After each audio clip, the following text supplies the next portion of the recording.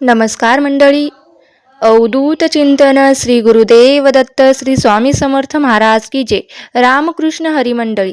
आता बघा, चातुर्मास कधी आहे, चातुर्मास कधी सुरू होणार आहे, चातुर्मासाचे महत्त्वाचे नियम कोणते, तसेच चातुर्मासामध्ये कोणता एक महत्त्वाचा नियम आपल्याला पाळायचा आहे याची संपूर्ण माहिती आपण बघणार आहोत. तसेच चातुर्मासात काय करावे आणि काय करू नये हे संपूर्ण आपण आजच्या व्हिडिओमध्ये पाहणार आहोत. चला तर मग आजचा दिवस तुम्हाला सुखाचा, समाधानाचा, आनंदाचा जावो हीच मी स्वामींच्या चरणी प्रार्थना करून आजच्या या नवीन व्हिडिओला सुरुवात करते. बघा, चातुर्मासामध्ये पाळायचे तर तसे भरपूर नियम आहेत. त्याचे 30-40 नियम आहेत, पण आपण सविस्तर जाणून घेणार आहोत. तुम्ही यातील फक्त एक जरी नियम पाळला तरी भगवान श्रीहरी, माता विष्णू यांची कृपा प्राप्त होऊन अखंड लक्ष्मी आपल्या घरामध्ये नांदेल.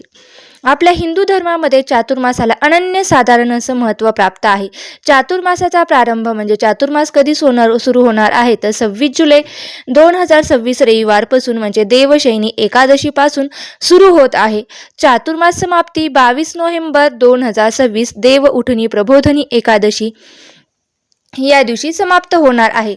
या काळात भगवान विष्णू योग निद्रेत असल्याचं मानलं जातं. या काळात तप, जप, दान, व्रत, असात्विक आहात की इतर नियमांचे पालन करायला विशेष असे महत्त्व दिलं जातं. चातुर्मास म्हणजे काय तर हिंदू धर्मशास्त्रानुसार आषाढ शुद्ध एकादशी ते कार्तिक शुद्ध एकादशी या 4 महिन्याचा काळ जो असतो याला आपण काय बोलत असतो तर चातुर्मास बोलत असतो. म्हणतात ना, चातुर्मास म्हणजे 4 महिने, आषाढाचे 20 दिवस, श्रावण, भाद्रपद, आश्विन हे 3 महिने पूर्ण झाले की कार्तिक महिन्याचे पहिले 11 दिवस. सर्वसामान्य लोक चातुर्मास एखादे व्रत करतात तर काही नियम पाळतात. या काळात हिंदू धर्मात अनेक व्रत उपासना केल्या जातात. आपल्या हिंदू धर्मात वर्णिलेल्या संस्कारापैकी मुंज, पवित्र संस्कार, विवाह, दीक्षा, ग्रह यज्ञ, ग्रहप्रवेश, भूदान इत्यादी शुभकामी केले जात नाहीत. तर यंदाच्या चातुर्मासात यापैकी कोणता एक नियम आपल्याला आवश्यक पाळायचा आहे ते आपण जाणून घेणार आहोत. पहिला बघा, गणपतीला दररोज लाल फुलं म्हणजे तुम्ही जास्वंदीचे फूल अर्पण करू शकतात. हा नित्य नियमाने तुम्ही नियम चालू करू शकता आणि अर्पण करू शकता. दुसरा जो नियम आहे तो म्हणजे चातुर्मासात 4 महिने दररोज तुळशी समोर हळदीने स्वास्तिक काढावी.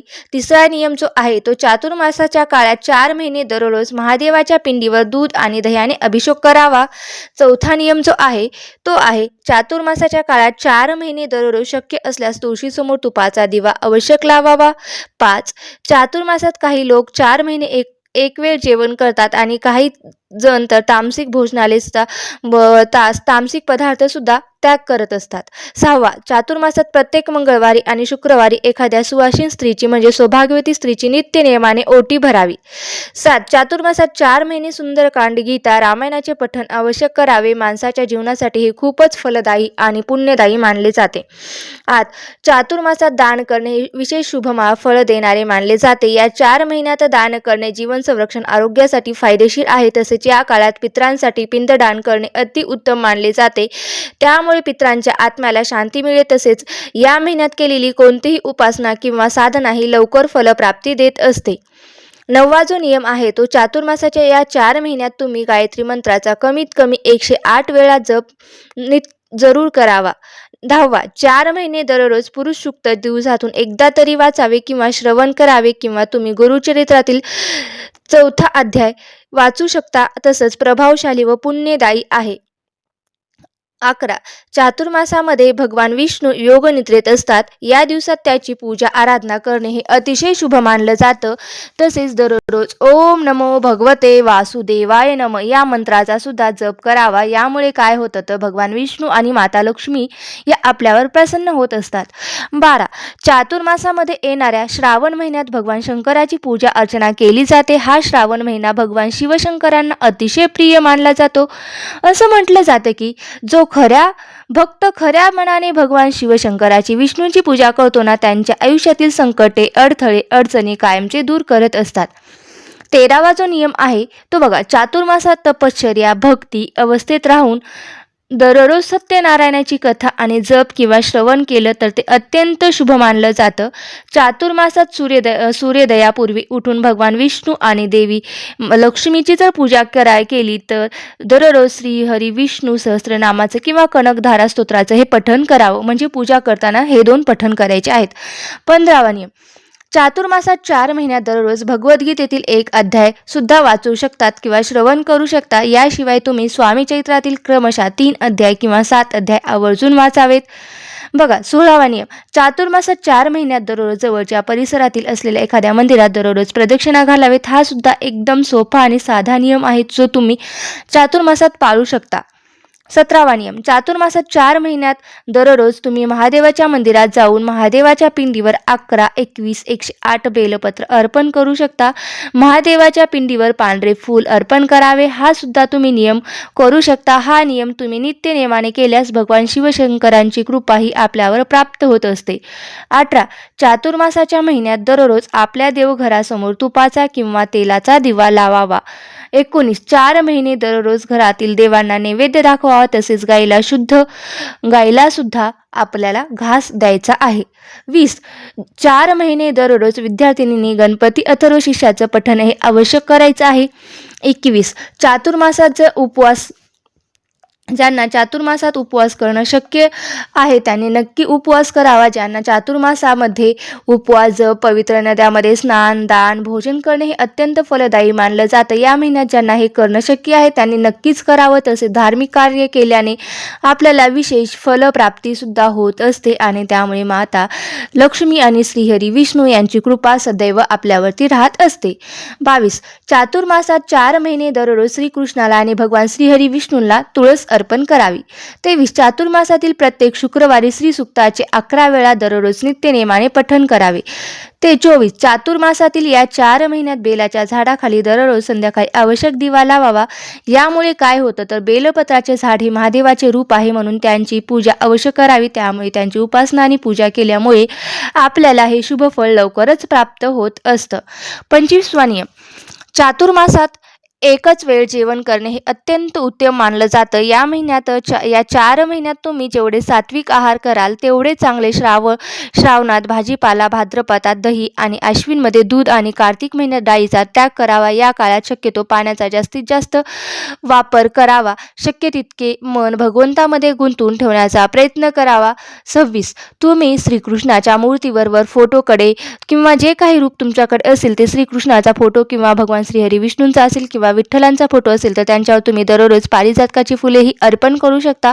अशा पद्धतीने तुमच्याकडून 4 महिन्यामध्ये 1,00,000 पारिजातकाची फुले अर्पण झाली पाहिजेत. 27. श्रीहरी विष्णूंना तुळशी अर्पण करणे म्हणजे काय तर 1,00,000 तुळशीची पानं तुम्ही या 4 महिन्याच्या काळात अर्पण करू शकता. बघा संकल्प करून हे करू शकता. 28. याचबरोबर हे 4ही महिने तुम्ही दुर्गा सप्तशतीचा दररोज एक पाठ करू शकता. म्हणजेच तर आपल्या कुलदेवीची सेवा सुद्धा आपण या महिन्यात करू शकतो. याचबरोबर 29. याचबरोबर गुरुचैत्राचे पारायण सुद्धा करू शकता. गुरुचैत्राचे पारायण हे संक्षिप्त गुरुचैत्राचे पारायण करू शकता. 30. नवनाथाचे सुद्धा तुम्ही पारायण करू शकता. तुम्ही शिवलीला अमृत या ग्रंथाचे सुद्धा पारायण देखील या महिन्यात करू शकता. शिवलीला अमृत जर तुम्हाला करणं शक्य नसेल पूर्ण पारायण तर त्यामध्ये जो 11वा अध्याय आहे त्याचं सुद्धा तुम्ही दररोज पठण किंवा वाचन करू शकता. 31वा नियम आहे. त्याचबरोबर श्री गणेशाला दुर्वाचन तक 1,00,000 दुर्वा तुम्ही गणपती बाप्पांना 4 महिन्याच्या कालावधीमध्ये अर्पण करू शकता. या पद्धतीचा देखील तुम्ही संकल्प करून ही सेवा करू शकता.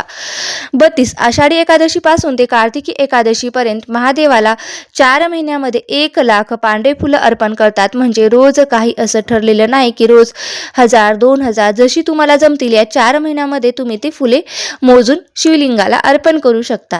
33. बरेच जण कांदा, लसूण, वांगी हे 4 महिने सोडत असतात. कांदा, लसूण न टाकता जे काही पदार्थ बनवता येतात ते पदार्थ या 4 महिन्यामध्ये खातात. भाज्या, वरण, भात, कांदा, लसूण यांचा वापर केला जात नाही. त्याशिवाय जेवण बनवलं जातं आणि ते खाल्लं जातं. म्हणजेच त्याचबरोबर तुम्ही या 4 महिन्यामध्ये सुद्धा वांग, कांदा, लसूण हे वर्ज करायचं आहे. 34वा नियम. याशिवाय या चातुर्मासात तुम्ही दानधर्म भरपूर करू शकता. आपल्या पितरांच्या नावे दानधर्म करू शकता किंवा तुम्ही बघा या 4ही महिन्यामध्ये एखाद्या एखाद्या गरजू गरीब व्यक्तीला एखाद्या गरीब मंदिरामध्ये रोजच्या रोज सिद्धार्थ तुम्ही देऊ शकता. 35 या चातुर्मासामध्ये बाळकृष्णाला जर तुम्ही तुळशीपत्र किंवा मंजुळा अर्पण करण्याची सेवा करत असाल तर तुम्ही गुरुवारी किंवा बुधवारी या सेवेला जी आहे ना ती सुरुवात करू शकता. अगदी चातुर्मासातील कोणत्याही दिवसापासून तुम्ही या व्रताला सुरुवात केलं तरीही चालतं. 36 हे 4 महिने भगवान श्रीहरी विष्णूंची सर्वात प्रभावी सेवा म्हणजे विष्णू सहस्त्रनामाचं दररोज तुम्ही पठण करू शकता किंवा विष्णू सहस्त्रनामावली म्हणत असाल तर तेही तुम्ही म्हणू शकता. आपल्या देवघरातील बाळकृष्णाची जी मूर्ती आहे तर त्यांना तुम्ही तुळशीपत्र अर्पण करू शकता किंवा पिवळी फुलं जी आहेत ती देखील तुम्ही अर्पण करू शकता. 37 याचबरोबर तुम्हाला जी काही पारायण करण्याची इच्छा आहे, जे काही स्तोत्र मंत्र पठण करण्याची इच्छा आहे ती सुद्धा तुम्ही करू शकतात. काय होतं तर हे केल्यामुळे आपल्या ज्या काही अडचणी आहेत त्या सुद्धा दूर व्हायला शक्य होत असतं. या चातुर्मासामध्ये संकल्प घेऊन 4 महिने तुम्ही जे काही सेवा करणार आहे ती संकल्प करून घ्या. संकल्प आषाढी एकादशीला घेण्यात झाला तरीही चालतं, काहीही हरकत नाही. तुम्ही कोणत्याही दिवशी कोणत्याही वारी या चातुर्मासामध्ये कोणत्याही सेवेचा संकल्प करू शकता. त्याच्यासाठी असा एखादा दिवस नाही, ज्या दिवशी तुम्ही सेवा सुरू करणार आहे त्या दिवशी तुम्ही संकल्प करून सेवेला सुरुवात करू शकता. 38 याचबरोबर या 4 महिन्यामध्ये जे व्रत उपवास सेवा केले जात आहेत ना तर त्या करण्याला इतकं जास्त महत्त्व आहे की त्यामुळे या सेवा उपाय केले जातात. अशी काही शुभ कार्य आहे जे चातुर्मासामध्ये केली जात नाहीत. यापैकी पहिलं म्हणजे या 4 महिन्यामध्ये मुंज केली जात नाहीत, लग्न केली जात नाहीत, यज्ञ केली जात नाहीत, गृहप्रवेश सुद्धा केला जात नाही. 39 तुम्ही स्वतःचं घर घेतलं असेल किंवा गृहप्रवेश करण्याचा विचार करत असाल तर तुम्ही आषाढी एकादशीपासून ते देव उठणी एकादशीपर्यंत तुम्ही घरामध्ये वास्तुशांती किंवा गृहप्रवेश हे करू शकत नाही. तुम्हाला थोडंसं थांबावं लागेल. 40 अशा प्रकारे चातुर्मासातील या 40 नियमांचे आपल्याला पालन करायचं आहे. आरोग्य सुधारेल, मानसिक पीडा नाहीशी होईल, सर्व इच्छा आकांक्षा पूर्ण होईल, तसेच सर्व प्रकारच्या पापांचा नाश होईल. अशा प्रकारच्या मानसिक दृष्टता प्राप्त होईल.